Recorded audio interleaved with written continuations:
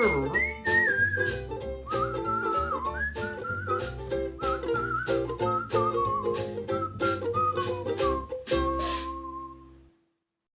you walk into the pub here in Darky Kelly's, there's an inscription, and the original folk tale goes that Darky Kelly was burnt at the stake in 1746 near Stephen's Green for witchcraft.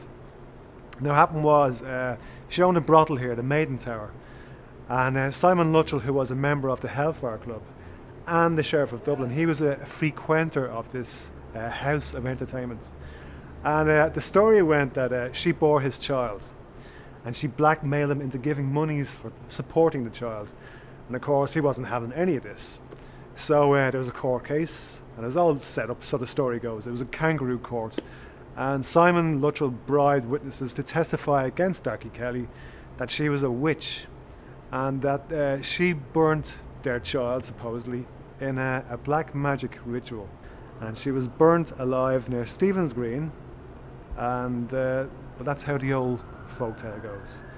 The truth is that, thanks to my friend, when we were making a radio documentary about this, was that in December 1760, she was found guilty of the murder of John Dowling, who was a shoemaker. And in January the 7th, the next year, 1761, she was burnt alive at the stake at the present-day crossroads of Bagot and Fitzwilliam Street. And the custom was to bury the remains in the pit beside the gallows. But there's a lot of girls from the area, the Copper Alley red light district, and obviously she was very popular, and they wanted to bring her remains back to Newgate prison.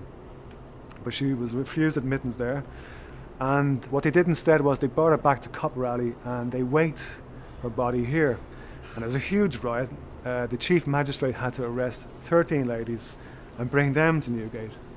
Eventually her remains were brought to Merrion, which I assume is the graveyard in present-day Donnybrook village. And that's where Dorcas Kelly is laid to rest. Now, during our investigations, we discovered that there was a reference during a trial between Simon Luttrell's son Henry and Darky Kelly's sister Maria Llewellyn.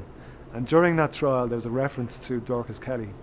And it said that the last brothel keeper executed here was Dorcas Kelly, in the vaults of whose house in Copper Alley 5 bodies of murdered gentlemen were found.